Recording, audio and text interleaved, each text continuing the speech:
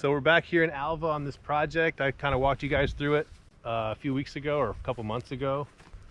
And we're getting geared up to do their windbreak planting, and we're just checking in on what we did last time. So I'm going to give you a little walkabout, and we'll see how it's growing. So one of the first things you see when you come in here is this sun hemp.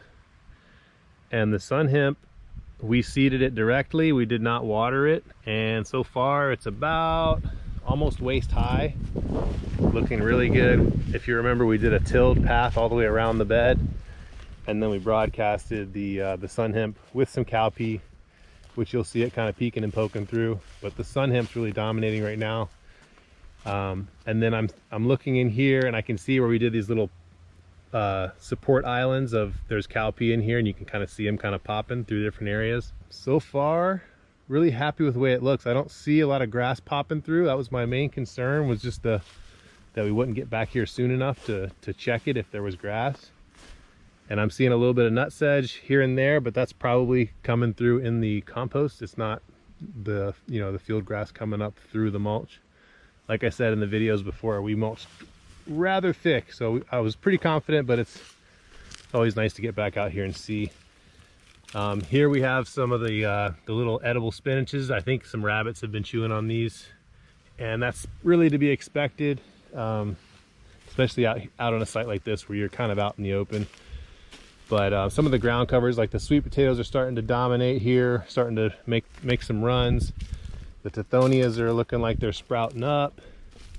A lot of these, like the mulberries and some of the pretty low-key plants are doing really well. The bananas are starting to pop out some new growth, I can see. Overall looks pretty awesome. I'm really excited about this. I'm gonna go show you the first stage of this, and you'll see how that's going. We're gonna get ready to do a little bit of maintenance there. All right, so this was the original phase that we did around Christmas. I just got a message from the client.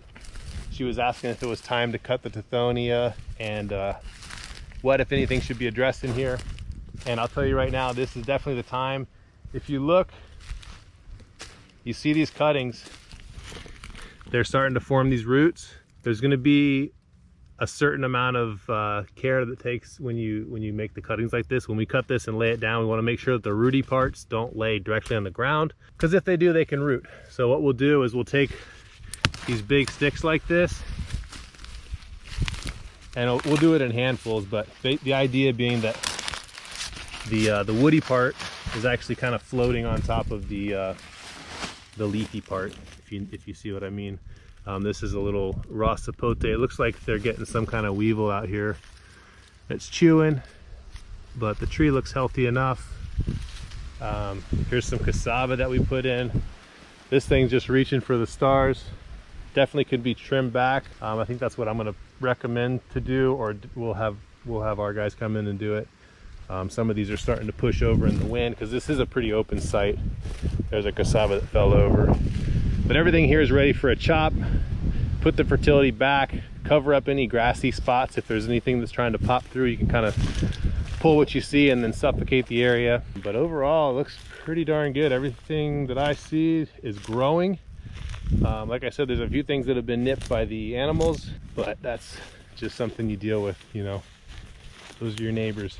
We planted some yams on these bamboo poles. It looks like the bamboo wasn't strong enough, but the yams are definitely climbing. We need to bring in some thicker poles for that. Let's see. Oh, passion fruit's coming up. Passion fruit's getting pretty high up. I think if it gets going really well this summer, they should have some fruit in the next year. Usually I usually tell people you'll get fruit the second year, but in this case I think it was planted early enough to get going. Yeah, this is cool. I think we've broadcasted some more cowpea through here.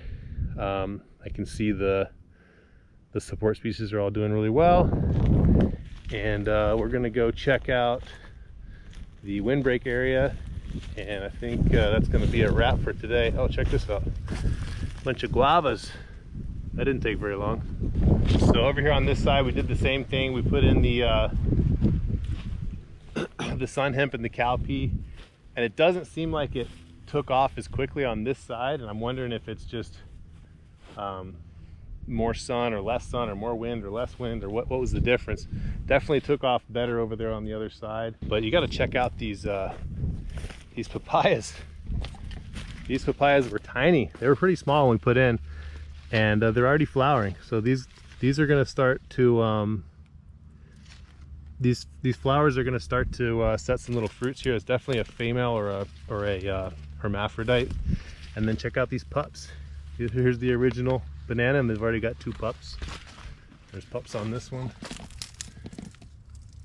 and that one's not quite ready.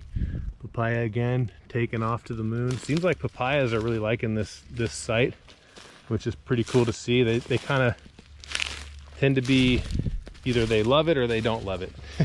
That's what I find. Sometimes papayas will surprise you and grow amazingly, and then other sites you'll just struggle to get them to go at all. So this site seems to be taking them pretty well, and that's pretty cool.